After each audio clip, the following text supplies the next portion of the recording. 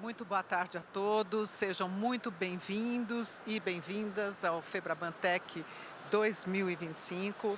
Nós vamos falar agora de um tema muito importante. Em um contexto de negócio, o conceito de paralelas convergentes pode referir-se a diferentes conceitos, entre eles o da unificação de elementos ou fluxos de trabalho para a otimização de processos ou uma compreensão mais completa de um problema. Em inteligência artificial, pode ser usado para descrever a evolução de modelos e a otimização de algoritmos, convergindo para um resultado final melhor. Dados são os elementos que fazem algoritmos e modelos funcionarem. Dados e IA são a dupla transformadora que libera o potencial da inovação orientada por dados. Não existe IA sem dados precisos, atualizados, acessíveis e completos. A prontidão e a qualidade dos dados são essenciais para o sucesso da IA. Portanto, a governança de dados tornou-se um tema de crescente relevância à medida que as iniciativas de IA se expandem. A necessidade de uma gestão eficaz e responsável dos dados fica cada vez mais evidente e indispensável. Nesse painel, nós vamos debater como o setor financeiro brasileiro está lidando com o desafio de acessibilidade, qualidade e governança de dados, com convidados que eu já começo a chamar agora. A começar por Alessandra Montini, que é diretora da LabData, da FIA Business School e professora da FEA USP. Alessandra, por favor, suba ao palco, seja muito bem-vinda. Obrigada pela presença. Pode se sentar. Chamo também Gustavo Zaniboni, vice-presidente de pesquisa e desenvolvimento da Planck Data Centers. Muito bem-vindo. Luiz Antônio Valentim, Head of Artificial Intelligence da Dell Technologies Brasil. Seja bem-vindo, Valentim, pode se sentar. E Roberto Frossard Lima, Head of Emerging Tech do Itaú Unibanco. Bem-vindo, Frossard.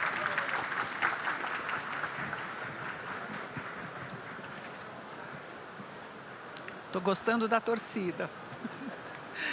Bem, muito obrigada e grata a todos pela presença de vocês aqui nesse painel. A gente tem ouvido cada vez mais que o verdadeiro diferencial das empresas bem-sucedidas em IA não está nos algoritmos, mas sim nos dados. E que o verdadeiro poder dos dados está na capacidade das empresas de usá-los.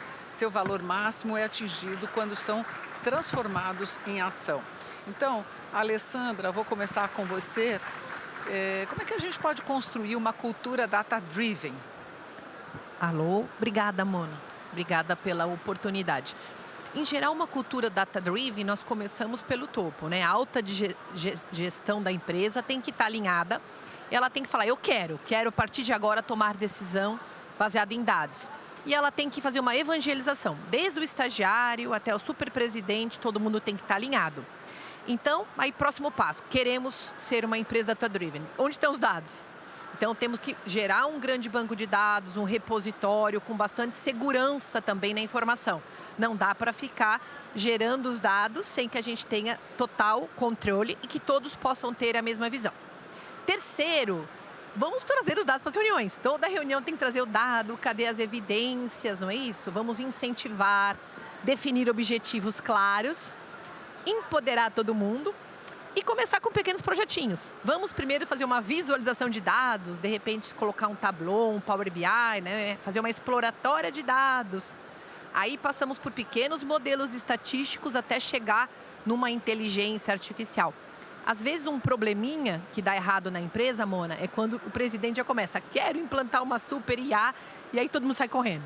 Não, pequenos projetinhos e aí os funcionários vão aos poucos ganhando confiança e um dia chega a ser como, né, Frosassi? É um Itaú lá, todo mundo usando o dado, desde a copeira até o super presidente.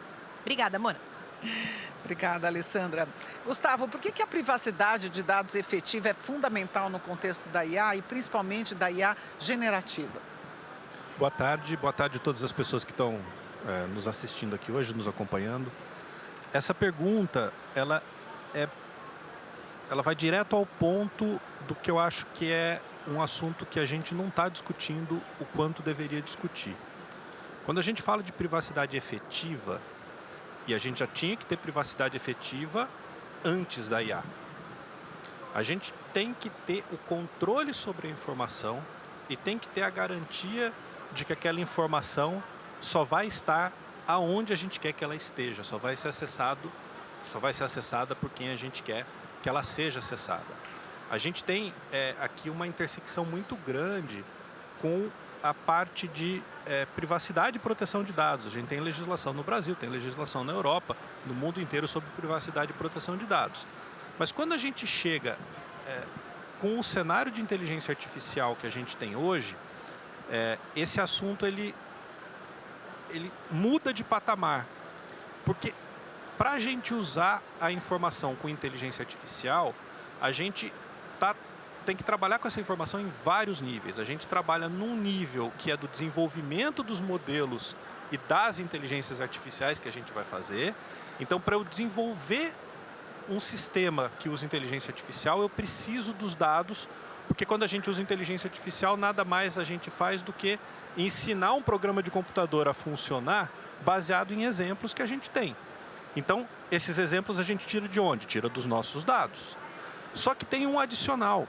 Com a IA generativa, porque antigamente não era todo mundo que treinava o seu próprio modelo. Treinar modelo de IA era um negócio meio que acadêmico, ou algumas empresas faziam isso, né? Agora, com a IA generativa, a gente tem um outro problema, que é o seguinte: além dos dados para treinar o nosso modelo, para treinar a nossa inteligência artificial, a gente está colocando informações no geral para que esses modelos de IA generativa possam acessar essa informação e nos dar respostas contextualizadas a partir dessa informação. Então, tem muita gente que fala que eu vou treinar a IA com os meus dados, mas na verdade você está colocando um monte de documentos, muitas vezes documentos importantes de negócio e documentos dos seus clientes à disposição de um sistema de inteligência artificial. Então, a governança disso passa a ser um pouco mais complicada, porque antes eu tinha que ter a governança na hora que eu desenvolvi o meu modelo, e daí para usar era outro cenário. Hoje não, hoje para usar eu estou acessando dados que são importantes, ou por causa de privacidade, ou porque são dados importantes para a minha empresa, a informação que eu coletei ao longo dos anos, é a informação que vai me diferenciar do meu concorrente. Então, eu preciso ter muito cuidado. E, semana passada, o governo dos Estados Unidos pediu uma série de dados que a OpenAI está armazenando. E todo mundo que está conversando com a OpenAI, uma corte dos Estados Unidos pediu acesso a essa informação. Porque você tem o Cloud Act que orienta que essas empresas, obriga essas empresas a entregar essa informação. Então, a gente tem que pensar, quando a gente for usar a inteligência artificial, se a gente de fato tem privacidade ou não. É um começo de uma discussão de algo que a gente vai ter que se preocupar muito de hoje para frente, quando a gente for usar os nossos dados, principalmente em modelos de IA. Bom ponto. Bom, olhando para o lado do copo mais cheio, Valentim, os grandes modelos de linguagem, eles podem aprimorar significativamente o uso e a análise de dados não estruturados, certo? Mona, eu acho que a fala inicial que você colocou, ela é muito certeira na abertura do evento. E é importante complementar, antes de endereçar essa sua pergunta, é importante complementar que produtizar um projeto de IA tem menos a ver com tecnologia e tudo a ver com confiança. Um pouco do que o colega Gustavo falou aqui. Então, você construir bases que a companhia confia é o ponto de partida quando você pensa em governança. A Dell é uma empresa que opera em mais de 100 países, mais de 100 universos pelo mundo gerando dados. Uma diversidade de sistemas-fonte que vocês podem bem imaginar, e muitas das empresas de vocês aqui, ou representada por vocês, também tem. Então, temos todos os sabores ali de fontes de dados. Ficar presos aos silos de dados é muito comum dentro das nossas organizações. É quase natural. Então tem lá o pessoal que usa o Cloudera, tem o pessoal que usa o Teradata, tem o pessoal que usa as bases do SAP, tem o pessoal que usa o Databricks. O meu desenvolvedor, ele não quer sair do Databricks, ele não quer sair dessas soluções. No entanto, fica muito fácil eu começar a ter dados proprietários e que eu não tenha propriedade, eu não tenha governança de fato sobre ele. Então, ainda sobre a governança, é fundamental eu me libertar dessas amarras, eu ter um controle sobre isso, e existe tecnologia para fazer isso. E uma vez empregada corretamente a tecnologia, eu vou ter aquela matéria-prima que eu falei para você fazer um bom projeto de IA, que é a confiança. Indo na direção de como usar as LLMs para ajudar no processo de análise de dados, os dados não estruturados principalmente, você tem hoje em dia metodologias que você pode criar a LLM para os times de desenvolvimento e cientistas de dados, né, o Intelligent Data Search, onde você consegue fazer com que os cientistas de dados use em língua natural, né, e busque pelas informações que ele precisa. E se você harmonizou, quebrou os silos e disponibilizou as informações que realmente fazem sentido para a organização, os cientistas de dados espalhados pelo mundo ou pelas organizações da sua corporação, eles vão estar acessando o mesmo tipo de dado. Isso gera confiança para a empresa para fazer os seus modelos. Então a gente entende que esse é o caminho, né, para você fazer bons projetos de IA e se utilizar dessa tecnologia que está à nossa disposição. Então, de novo, né, repetindo, produtizar um projeto de IA tem menos a ver com a tecnologia e mais a ver com confiança. Perfeito. Frossard, essa pergunta agora é para você. Qual a complexidade grande modelos aportam para o gerenciamento de dados de uma instituição financeira? Bom, obrigado pela pergunta, Mona. Obrigado, pessoal, por vir aqui. Eu fiz algumas notas aqui, né, que eu não queria ter uma resposta que fosse pronta e tentar alavancar em cima da resposta dos meus colegas. E eu, comentando um pouquinho sobre complexidade, acho que primeiro, do ponto de vista do Itaú, né, principalmente, a gente, obviamente, criou uma governança de dados e uma plataforma de dados, né, que a gente tem um data mesh hoje, bastante robusto, é algo que faz com que a gente tire muito da complexidade do dia a dia. Então, começar com uma fundação de dados bastante sólida vai do lado da tecnologia, mas principalmente da habilitação do negócio, das pessoas, dos times de dados, times de tecnologia também. Então, acho que seria um primeiro passo para começar a tirar, quando a gente tem aquele novelo, né, que é todo emaranhado, como é que você tira aquele fiozinho e começa a tirar essa complexidade da frente. Outro ponto, aí eu vou usar a fala da Lê, né, sobre fazer os pequenos projetos. Quando a gente olha para o nosso contexto, né, de indústria financeira, muito regulado, etc., obviamente, ninguém quer começar com um produto que vai para o mercado, né, que a gente vai colocar, arriscar tudo com os nossos clientes. Então, é muito natural a gente ver que, né, o setor financeiro começou fazendo muitas experimentações, né, mas mais do que experimentação, é implementar dentro de casa. Então, quando eu olho para os números até do Itaú, hoje a gente tem mais de 500, acho que chegou a 530 casos de uso, né, de produtos que a gente usa dados, né, sendo que 100 deles, um pouco mais de 100, já estão em produção, a gente usando isso. A grande parte desses produtos são produtos internos, né, que ajudam a fazer essas experimentações e rapidamente a gente consegue escalar e dar maior eficiência operacional para qualquer área do banco. Uma vez que a gente passa esse processo, rapidamente a gente está capacitado para começar a lançar os produtos no mercado, né? Então, esses produtos no mercado, que recentemente a gente lançou o Inteligência Itaú. Semana passada a gente lançou o primeiro assistente, pelo que a gente conhece, talvez um dos primeiros, ou o primeiro assistente conversacional de recomendação de investimento, né? Tudo usando IA generativa. Então, quando a gente pensa, para a gente chegar nesse estágio, parece que foi assim, mas é uma jornada de muitos anos. Então, essa complexidade, eu acho que tem camadas que a gente vai conseguindo tirar. Começa pela estruturação dos dados, começa pelo aprendizado e depois a gente, né, em escala, a gente consegue entender. E a gente não pode ter uma aposta única. Então, por isso, dos mais de 500 casos de uso que a gente acaba aprendendo muito e algumas provas, né, de conceito se provam muito valorosas, a gente consegue escalar rapidamente. Outras, a gente usa os nossos mecanismos de Responsible AI, etc., para deixar mais robusto até a gente ter confiança de colocar no ar. Obrigada. Bom, um dos desafios, né, dos grandes modelos de linguagem é o gerenciamento dos dados não estruturados, inerentemente complexos e variados. Alessandra, você poderia nos explicar quais são os maiores desafios?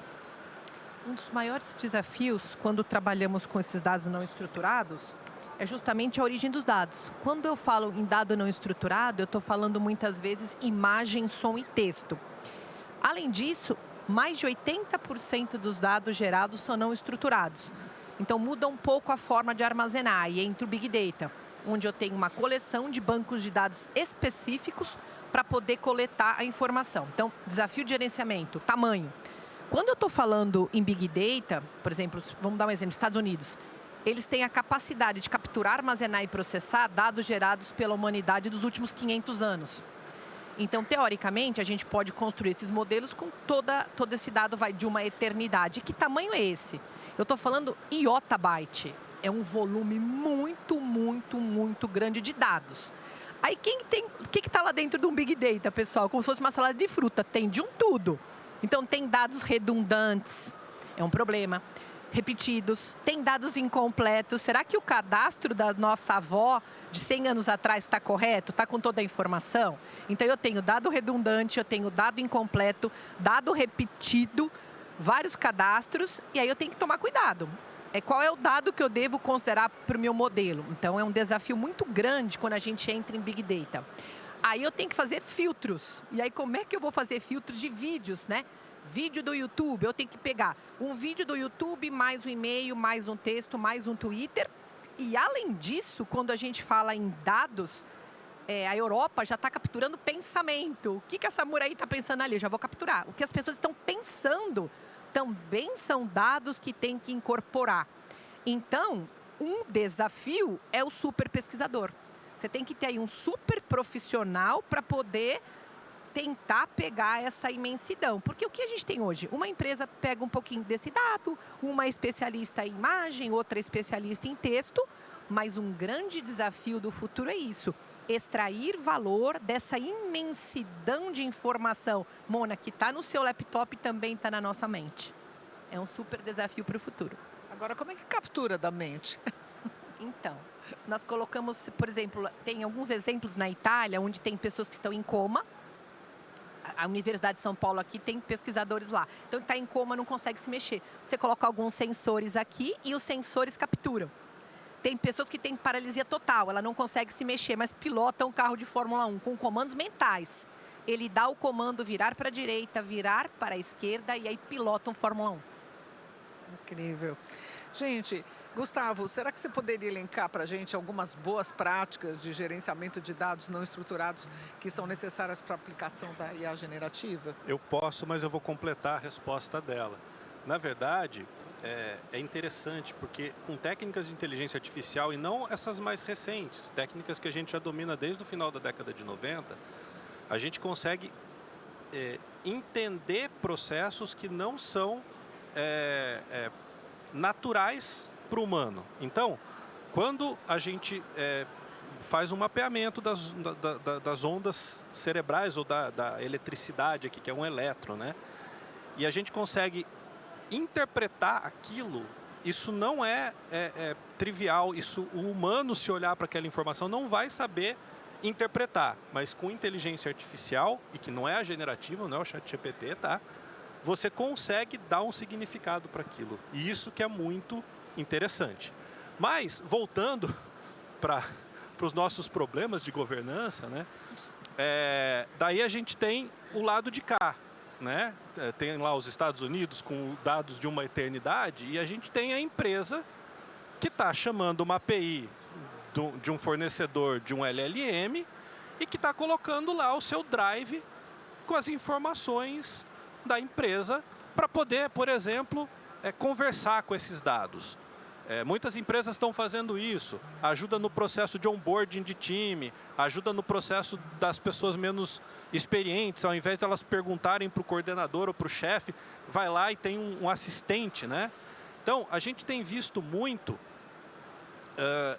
esse tipo de iniciativa acontecendo. Óbvio, empresas que nem o Itaú, você tem toda uma governança já estruturada para tudo, empresas grandes.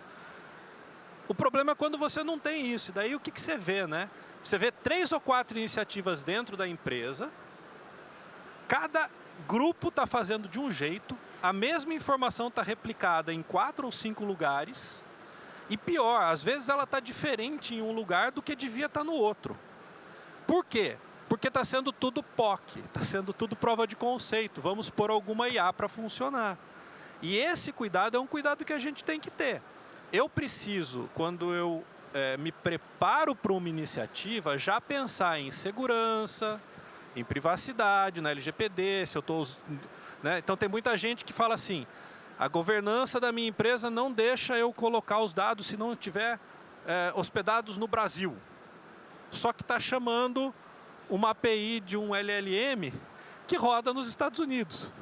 E nem sabe que os dados estão sendo enviados para lá. Então... Ou na Índia, né? Ou na Índia, ou na China, né? Vamos aqui no DeepSeek. E nada contra a Índia, China ou Estados Unidos. Eu estava brincando agora de pouco que os Estados Unidos... Tem gente que fala, nossa, mas na China não. Nos Estados Unidos, de novo, com o Cloud Act, o governo pode solicitar qualquer dado e a empresa ela é obrigada a reter os dados. Mesmo que ela não fale que vai reter, ela está retendo. Então, o que eu diria? Usar a IA generativa para navegar nas informações não estruturadas é muito bom, mas fazer isso com estratégia e se preocupando com governança, com segurança, e se preocupando com como vai fazer. Porque tem gente que vê no YouTube como é que acessa e pesquisa informações não estruturadas, em 2 horas acha que vai pôr um sistema, uma iniciativa para funcionar. E não é assim. Então, independente de estar no mercado mais regulado, mercado financeiro, ou de estar numa empresa pequenininha que está começando a querer explorar a inteligência artificial, o importante é, ok, deixa eu estudar um pouquinho, deixa eu perguntar para a IA como é que eu faço para fazer isso com segurança e tomo os cuidados de ter governança, de ter o controle do que eu estou fazendo, saber o que eu estou fazendo, saber o risco que eu estou correndo. Valentim, você gostaria de complementar para ver como é que esse caminho dos desafios pode ser mais suave? Sim, na verdade eu vou trazer um outro olhar, mas que complementa os colegas, que é o olhar da eficiência, né? A Dell é uma empresa, né, liderada ainda pelo seu fundador, pelo Michael Dell, que tem um olhar muito grande em eficiência, né? Para eu conseguir entregar produtos de alta qualidade, mas a um preço que as pessoas e as empresas possam pagar, eu tenho que ser eficiente dentro de casa. Quando a gente aborda novas tecnologias como IA, IA nós estamos apenas engatinhando, apesar de já ter aí mais de 10, 12 anos que está na mesa, a gente está engatinhando nessa jornada. As chances da gente tomar decisões que podem comprometer aí a nossa eficiência são muito grandes.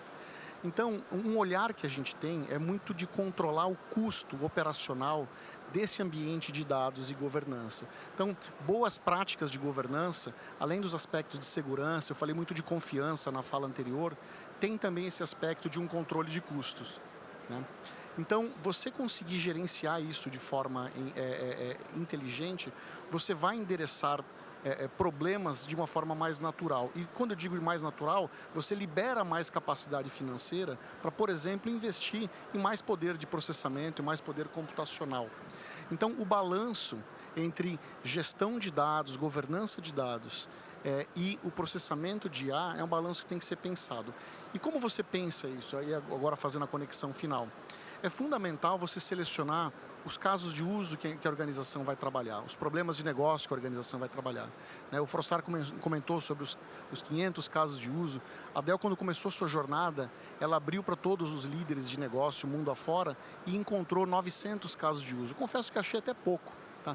Mas daí, como que você seleciona os casos de uso e, consequentemente, os dados que vão alimentar esses casos de uso? A resposta que a Dell aplicou para si, mas eu acho que vale como exercício para várias das empresas de vocês, ela é bastante simples. Qual que é a cadeia de valor da sua organização? A da Dell é produzir tecnologia, vender essa tecnologia, entregar, eu tenho uma cadeia de suprimento para entregar, e depois servir esse cliente que utiliza essa tecnologia. Claro que eu tenho toda uma retaguarda demandando por IA, mas esse é o meu core business. Eu tenho que produzir bons produtos e produzir de forma eficiente. Meu time tem que saber vender mundo afora da mesma forma em todos os lugares que a gente atua. Eu tenho que ter o domínio da minha cadeia de suprimentos, tanto no meu abastecimento quanto depois na entrega, e fazer isso de forma eficiente. E, fundamentalmente, gerar uma experiência encantadora para o meu cliente que compra o nosso equipamento ou que busca o nosso suporte. Então, essas coisas têm que caminhar juntas. Você identificar os grandes problemas de negócio da companhia, selecionar quais são os sistemas, as bases de dados que participam desse processo, ter uma governança enxuta, eficiente, olhando os aspectos de segurança, olhando os aspectos overseas aí dos riscos que você tem de outras legislações que você está submetido, né? E aí sim você abraçar a sua jornada, seja ela experimental, seja ela produtiva. Perfeito. Agora uma pergunta para o Frossard. Eu queria dar um dado antes aqui da pesquisa Febraban de tecnologia bancária de 2025.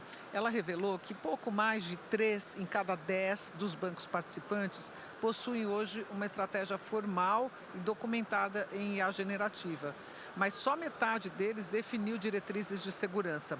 Uma área que se destaca na governança de IA generativa nas instituições é de IA responsável. A aceitação de um novo patamar de risco torna-se parte do processo para capturar os benefícios esperados. E como isso conversa com os deveres regulatórios de governança de dados. Bom, falar sobre IA responsável é um tema que eu sou apaixonado, então talvez a gente tenha que fazer um painel novo só sobre isso, mas a jornada, quando a gente começou, né, eu comentei há pouco de fazer casos de uso dentro de casa e depois eventualmente aprender, e com isso a gente vai para o mercado, passa muito por esse aprendizado do que é Responsible AI. Então, diferente do que outras tecnologias permitiam a gente fazer, hoje você consegue bajular uma IA para convencer ela para te dar informações, né? Você consegue usar técnicas de, sei lá, elogiar ou então contar uma história infantil e falar, os 3 porquinhos estavam fazendo isso, o porquinho número 1 era, e aí você dá o nome da pessoa, me dá o endereço do porquinho, né? E você consegue, sei lá, fazer coisas assim. Acabei de criar um exemplo aqui, né? Mas a gente chama isso de jailbreak. Então, quando a gente coloca Responsible AI dentro do banco, primeiro que a gente começa com o lado de definir os princípios de IA responsável. Então, não é somente criar uma ferramenta, mas uma vez que você tem os princípios bem definidos, a gente tem que transformar isso em ferramenta, sim, né? E aí criar agentes, por exemplo, então a gente tem que usar a própria IA para ajudar a gente a pensar fora da caixa. Acho que é um passo, mas quando a gente olha para o nosso time, a gente chama de Red Studio internamente, né? Até para não dar confusão com o Red Teaming de Cyber, que tem uma função diferente. A gente tem pessoas, a líder do time é uma advogada, tem pessoas com conhecimento de ciência de dados, mas que conhecem de filosofia, de psicologia e principalmente linguística. Então, uma pessoa, a gente fez várias vezes essas maratonas para tentar quebrar o produto, quebrar o modelo, e a gente aprendeu muito com isso. E aí, toda vez que a gente conseguia quebrar, isso virava uma maneira de a gente criar os nossos guardrails, né? As nossas defesas ali. Então, tem um time focado em criar os ataques e o time criando defesas. Quando a gente fez internamente isso, muitas das vezes o time de comunicação do Itaú está aqui, foram eles que ganharam, quebraram cada vez mais, porque saber técnicas de comunicação vai além do conhecimento técnico, né? Então, às vezes, você quer uma pessoa de cyber, vai procurar uma porta aberta, etc. É muito diferente do conhecimento. Então, ter essa multidisciplinaridade, né? Essa diversidade de conhecimentos é um ponto que é muito importante quando a gente pensa em Responsible AI. E aí, volto, né, o que o Valentim falou sobre confiança, é o principal valor, né, quando a gente pensa em tudo que a gente tem feito. E aí, olhando para os produtos, né, do que a gente tem lançado no mercado, uma das coisas que recentemente a gente fez para ajudar a acelerar essa agenda de Responsible AI, suportando os produtos, e foi o lançamento até com o caderno aqui do Instituto Ciência e Tecnologia do Itaú, né?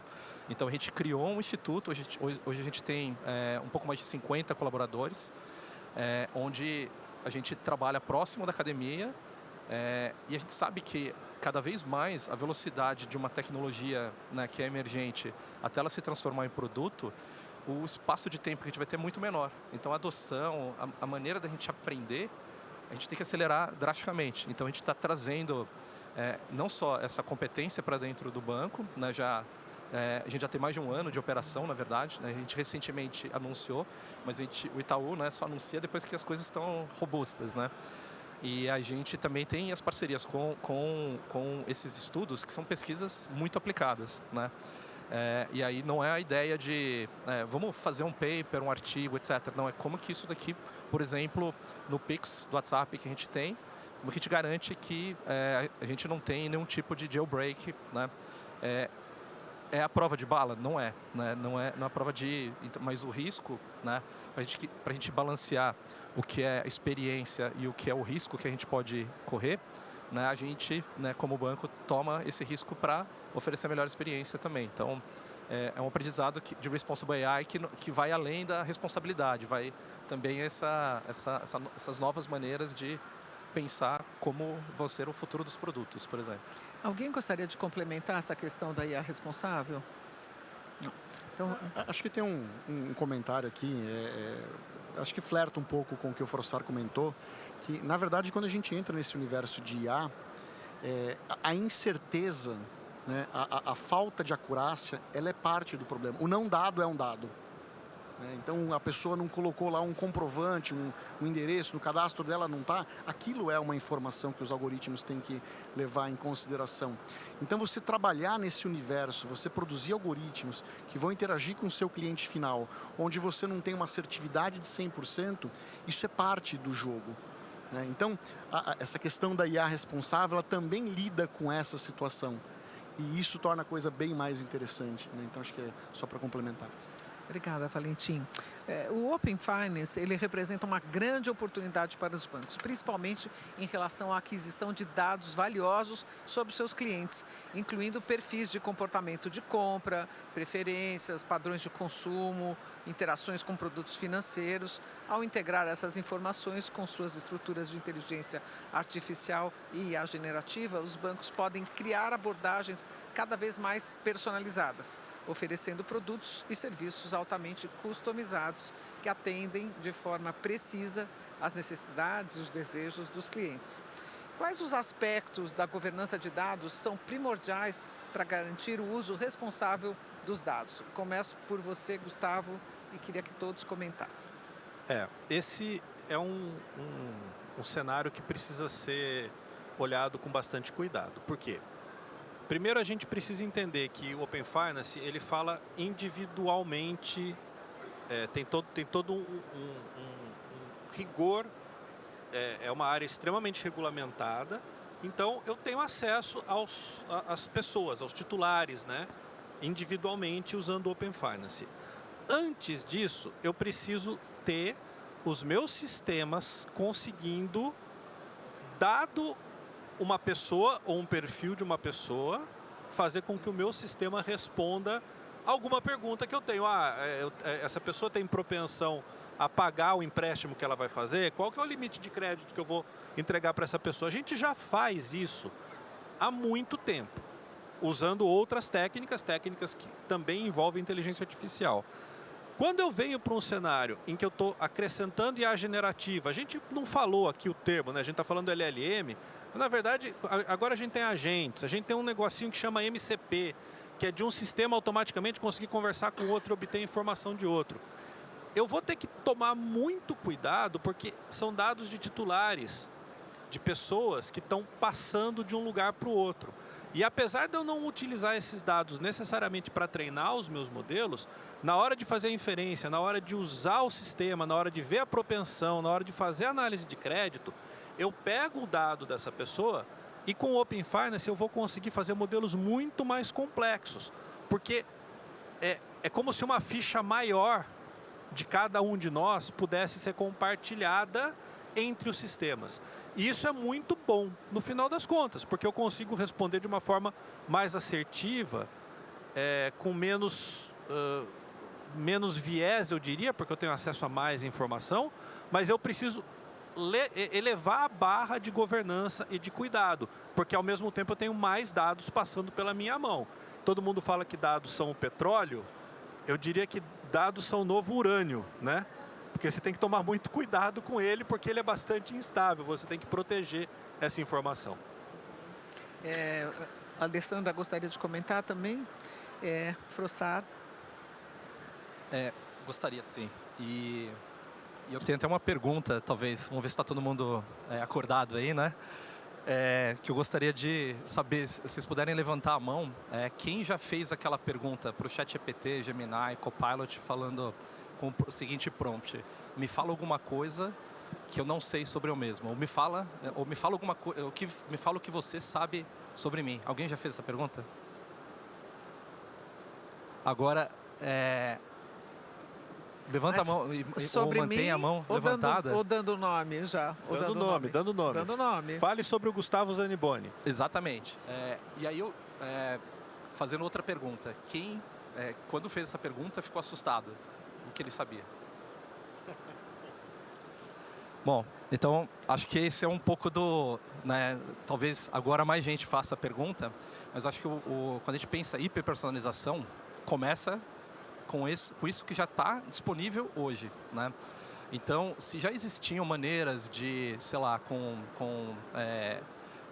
buscadores, com searches, com os aplicativos, com os assistentes de voz que eles capturavam muito das nossas preferências, vários data points, agora a gente está usando esses chatbots para falar, me dá um conselho aqui sobre esse contrato. Então ele já sabe que você está, sei lá, comprando uma moto. Tira uma foto de um exame e fala, putz, minha consulta com o médico é daqui a 2 semanas. Eu vou mandar ali para um desses chatbots e perguntar o que eu deveria fazer, né? Tem uma DR, né? Discussão em casa. Putz, como é que eu ganho essa discussão? Me dá um argumento, né? Então já sabe que eu tenho um relacionamento X, e aí tem uma prova de matemática, né, dos filhos, né? Qual o nível qual a idade dos seus filhos também. Então vocês imaginam assim, quando a gente pensa em hiperpersonalização, a gente tem que ter um cuidado muito, muito maior, porque de verdade o que a gente chama de memória, né, dentro dessas IAs, desses assistentes, tem um potencial muito grande de entendimento que a gente tem, né? Então acho que tem esse risco bastante grande e a gente, quando a gente pensa até no papel do Itaú, a gente tem algo que a gente publicou que é o HAX, né? É o Human AI Experience. Então são princípios que a gente toca não só no lado de privacidade, mas também um pouco dessa hiperpersonalização, quanto que isso vai ser importante para a experiência dos nossos clientes. Tem outra parceria que a gente tem com o Stanford, por exemplo, que é com o AGI, né, que é o Human AI Center. Então, com isso, a gente também quer olhar para o lado, né, human-centric, como que a gente vai entender o impacto da IA nos nossos produtos. E aí, acho que por último, voltando até o ponto que eu falei, a gente tem sempre que chegar num ponto de onde que é a melhor experiência para o nosso cliente e é seguro. Então, isso a gente sempre fala do nosso lado, né, de quanto a gente vai, né, ou talvez a maioria das empresas começa pensando em si mesma, né? A gente está no estágio agora que a gente fala qual que é o nível ideal para o cliente, porque assim, quando a gente pensa em hiperpersonalização, eventualmente, eu não sei se vocês já, né, se perceberam, né, uma coisa era eu tentar sempre oferecer as melhores ofertas e eu tentar entender melhor do cliente. Com IA generativa, começa a abrir um caminho de volta, que é como que o cliente vai entender melhor da gente, né? Então a gente tem que oferecer, tem que estar aberto. Então a privacidade, né, de dados do nosso cliente, do mesmo jeito que a gente pede dados para os clientes, a gente quer também fornecer e informar os nossos clientes o que é melhor e dar transparência, né? Então é um pouco do que eu vejo dessa complexidade que vai muito além do saber, de cookies, etc., porque a IA generativa vai trazer um potencial de descoberta, de entendimento muito maior. E eu queria só completar, porque isso que você falou traz uma atenção que a gente tem que ter.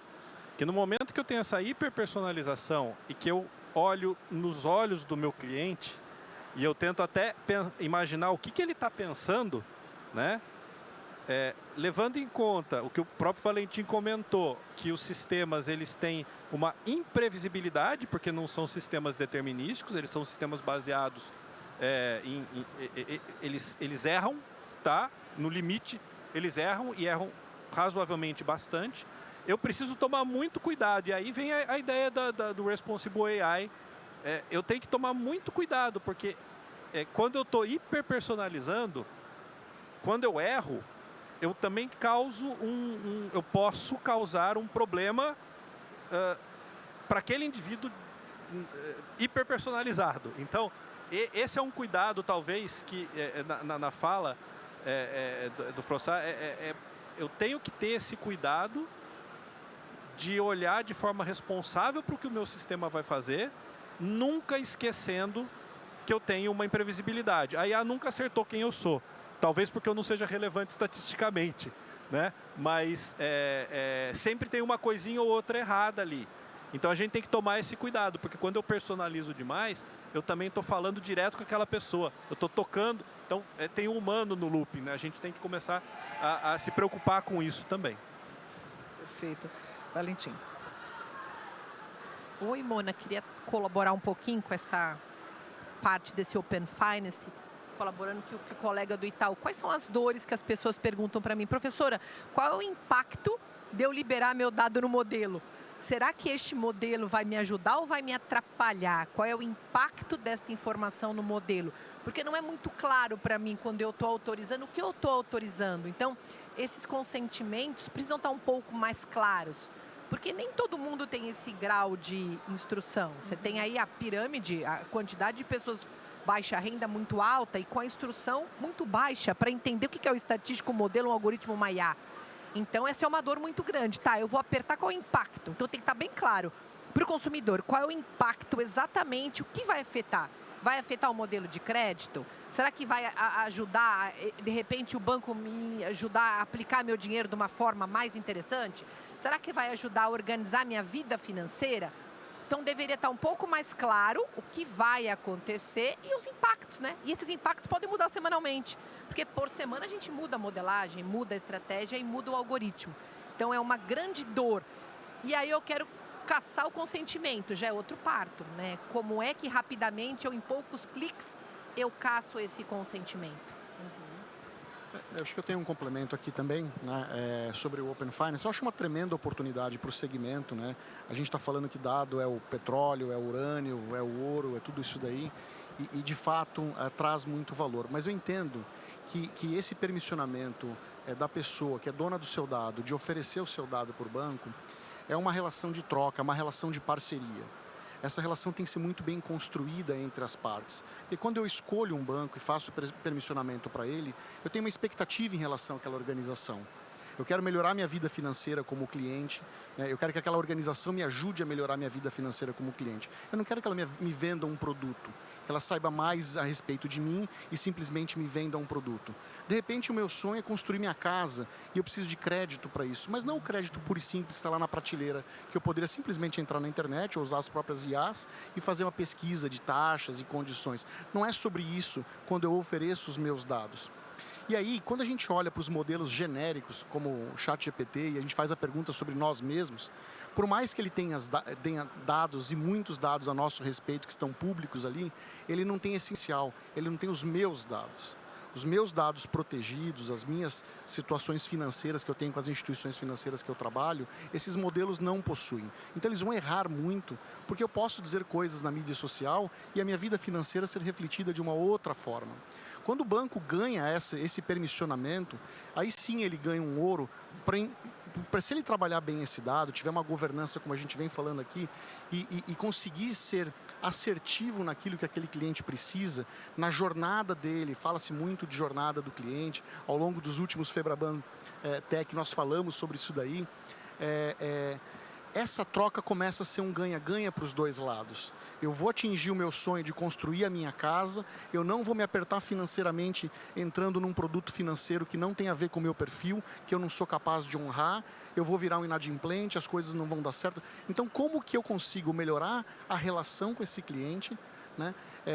e ao mesmo tempo eu, banco, tirar valor disso daí. No final das contas, todo mundo quer valor sobre isso daí. Mas por que o valor não pode ser gerado para os dois lados? Eu entendo que o Open Finance abre essa porta e, de verdade, abre até uma porta de educar esse cliente dentro da sua plataforma. Então, os próprios bancos no futuro podem oferecer as suas IAs para os clientes, para o cliente moldar aquilo que tem a ver com a necessidade dele. Então, acredito muito que o futuro da relação tem muito a ver com essa construção de parceria com os clientes, e as organizações que souberem tirar proveito disso daí, elas vão estar na frente. Porque a gente sabe, como consumidor, as relações são muito difíceis e muito ásperas com as empresas de todos os segmentos. Quem melhorar isso e tirar proveito disso, acho que sai na frente. Perfeito. Bom, nós estamos chegando ao final desse painel e temos alguns minutos para mais uma pergunta, né? Junto com as considerações finais de vocês também. Nós sabemos que a IA, ela não se mantém sem suporte humano, né? Que as pessoas continuam sendo, inclusive, podem ser o elo mais fraco da segurança da informação. A capacitação dos funcionários e a educação dos clientes deve ser uma preocupação dos bancos, também no aspecto da governança de dados? Pergunta para todos. Lima, Alessandra, Valentim, Gustavo. Bom, certamente, acho que não tenho dúvida. Eu lembro até, antes mesmo de eu entrar no Itaú, de uma campanha que o Itaú tinha, não sei se vocês lembram, que saiu uma pessoa na rua com a CPF na camiseta, e aí a pessoa falava: "Ô, isso é meu CPF, né? Como que você sabe?" "Ah, eu sou seu fã." Então, a campanha de educar esse lado de privacidade, né? E era muito assim, o lado de privacidade dos dados, né? Não tinha outro recado além disso. Então, eram várias coisas eram muito importantes. E falar de um jeito que seja, acho que um pouco que a Alessandra comentou, né? Vão ter clientes de baixa renda, vão ter clientes que são mais técnicos, que vão entender a implicação, né, de um modelo, etc. Saber sensibilizar, né, cada um desses públicos vai ser muito, muito importante. Então, não vejo outro caminho que não seja a gente se envolver, né? Não pode ficar em cima do muro, não, isso aqui eu preciso, né? Acho que tem que ser muito transparente no impacto, né, do que o dado pode causar, né, para o bem ou para o mal, né? Mas também tem um lado de como que a gente consegue mostrar o benefício, né? Então acho que tem um lado de privacidade dos dados, pode parecer alguma coisa que, né, tudo tem a ver com hackers ou ataques, etc. Mas tem um lado também que, poxa, se você fornece esse tipo de dado, né, será que eu não consigo te ajudar? Porque mais do que eu te oferecer um produto, eu posso te ajudar a dar uma recomendação de como que você vai chegar no seu sonho, né? Então, tem maneiras diferentes de como a gente deveria tratar, mas eu acho que a educação, né, e a comunicação, transparência é a grande parte disso. Valentim, para você, a capacitação dos funcionários e a educação dos clientes deve ser uma preocupação dos bancos? Ela, na minha opinião, ela é essencial, né? Porque a própria professora comentou de perfis de clientes, de áreas diferentes do país, com perfis de escolaridades distintos. Então, a forma como essas pessoas distintas se relacionam com a tecnologia é diferente.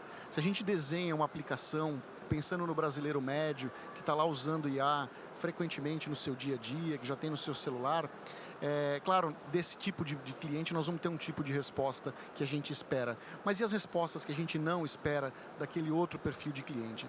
Eu acho que a IA pode ajudar, inclusive, para treinar os nossos funcionários e também os nossos clientes. Quem de nós aqui não usa IA para obter informação, para obter conhecimento, para aprender sobre um assunto? Os meus filhos usam isso o tempo todo. Me ensinaram muito coisas que, né, a geração deles enxerga de uma forma diferente da nossa, e a gente vai sempre aprendendo. Você usar a plataforma do banco para ajudar o cliente a entender qual a diferença de um PGBL e um VGBL, mas não com aqueles bullets muito fixos ali que a pessoa nem entende, naquela linguagem difícil de entender, árida. Como que eu consigo conversar com os meus públicos? Você pega um banco como o Itaú, a gente está falando de dezenas de milhões de clientes, idem para Bradesco, Nubank e tantos outros bancos. Então você fala com uma população inteira e diversa. Então a IA pode sim ser uma ferramenta tremenda para ensinar o brasileiro a ter disciplina financeira, ensinar o brasileiro a conquistar os seus sonhos. E aí a minha fala final, a gente fala de uma tecnologia treinada majoritariamente nos Estados Unidos e em outros lugares. Eu acho que está na hora de a gente pensar muito em treinar modelos com os dados do Brasil, com as nossas particularidades, com as nossas diferenças e ter um olhar de soberania de dados e soberania de IA nos nossos projetos e nos produtos que a gente entrega. Eu penso dessa forma, Mona. Gustavo e Alessandro. Obrigada. Me fez lembrar, eu esqueci de contar da Open Finance. Eu estava descendo para ir para a USP dar aula e encontrei a faxineira do prédio. Professora, pois não, eu preciso de uma ajuda.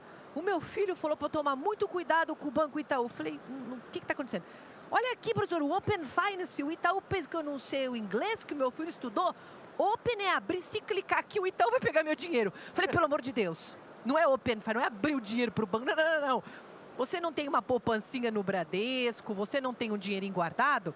Quando o Itaú entender um pouquinho melhor a sua vida, você não vai querer comprar a sua casinha financiada?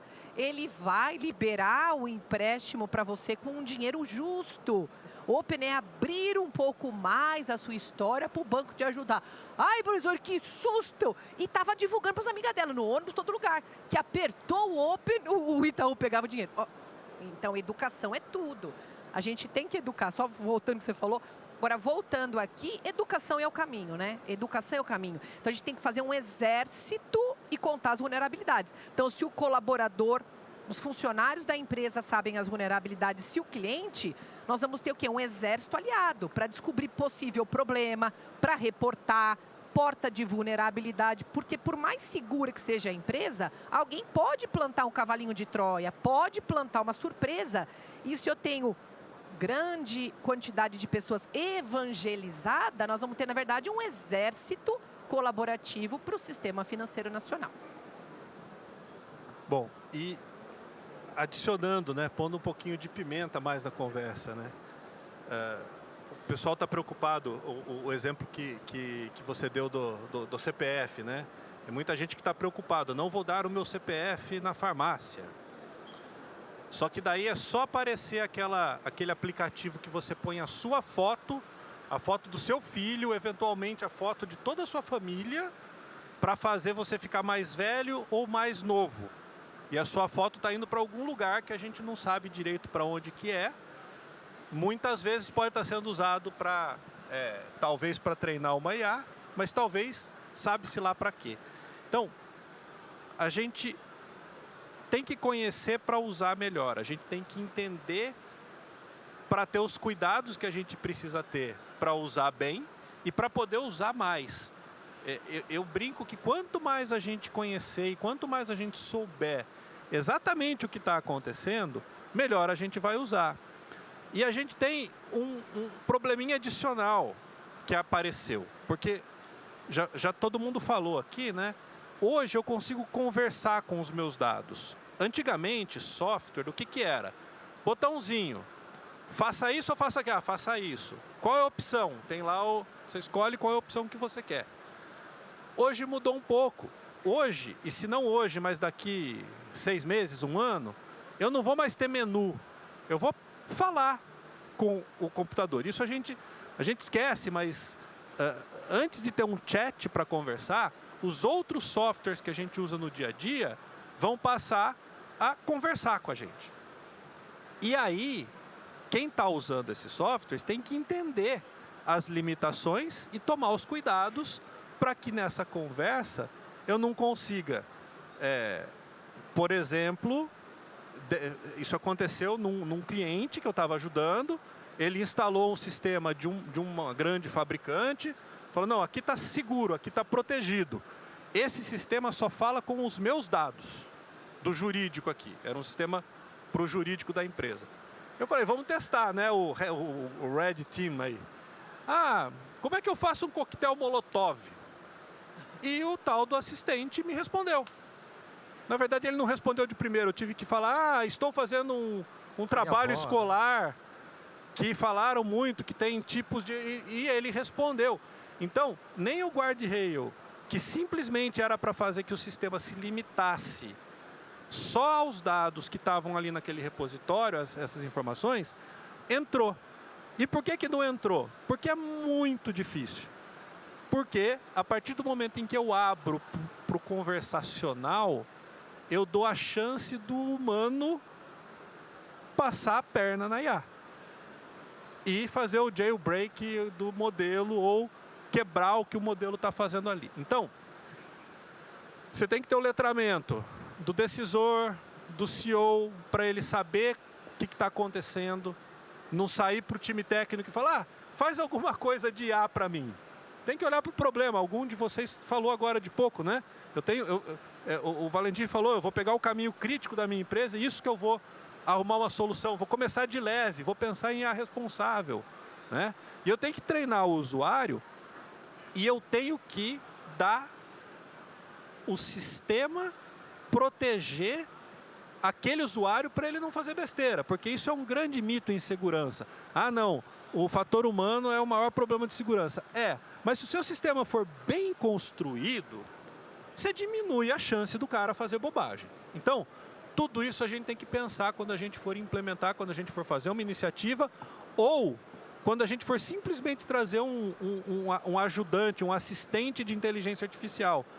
E quando eu falo de IA, eu estou falando de muita coisa, né? Eu estou falando do assistente, estou falando do chat, tem um termo que é o Shadow AI, que é o seu funcionário abrir no celular dele, começar a fazer parte do trabalho dele acessando uma IA por fora da empresa. Isso pode ter implicações para a empresa. Então, assim, letramento, treinamento e os sistemas o mais amarradinho para evitar que a gente faça bobagem, é importantíssimo, faz parte da IA responsável, olhando quando eu falo de corporação, e faz parte da governança, olhando quando eu falo de corporação. Gente, a gente realmente está caminhando para o final, nós temos aí perto de 3 minutos e meio. Se alguém quiser fazer alguma consideração final, acho que foi um painel muito rico, muito desafiador, acho que muitas questões ainda ficam no ar. Eu acho que a gente só vai tirar essas dúvidas à medida em que a gente caminha, né, com a prática da IA, mas ao mesmo tempo que a gente se anima, a gente fica também preocupada, essa que é a verdade.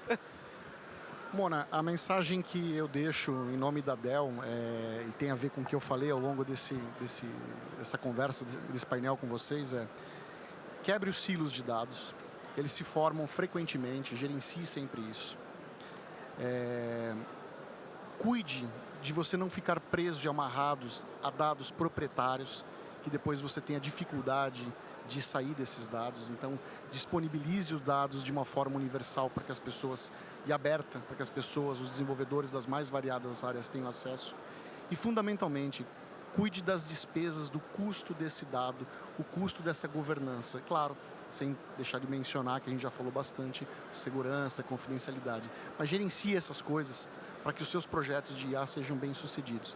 O Michael Dell é uma pessoa que gosta muito de tecnologia, mas ele gosta mais de resultado, né? Então, acho que muitos dos acionistas das empresas de vocês devem pensar da mesma forma. E os nossos clientes satisfeitos, né, começa por a gente fazer bem feito a nossa lição de casa.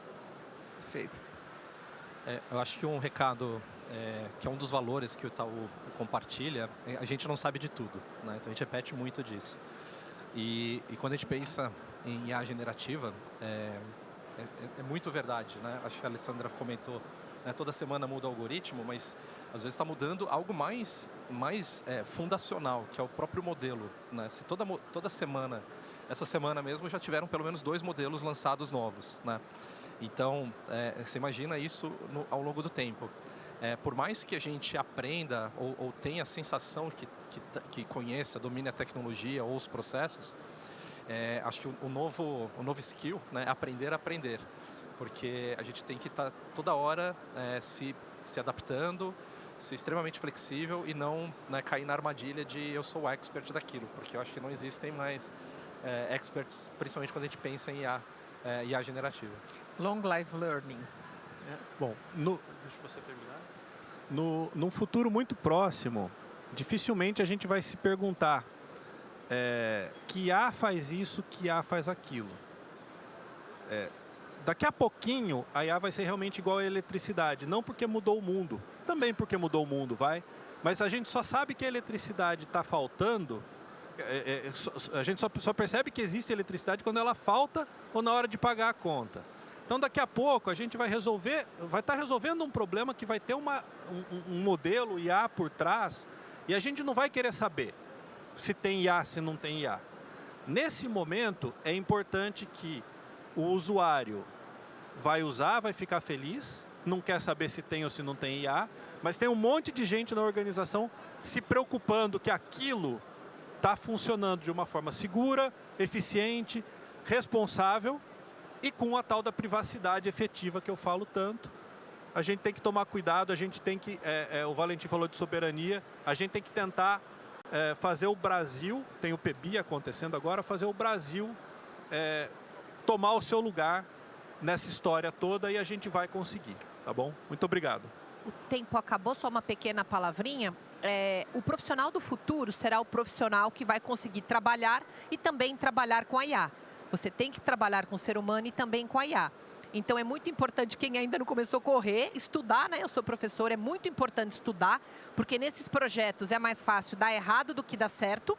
E quanto mais conhecimento você tiver, mais erudição, mais fundamentos, você terá mais chance de ser um profissional de destaque nas organizações e conseguir fazer um trabalho de extrema relevância. Então, pessoal, estudem, por favor.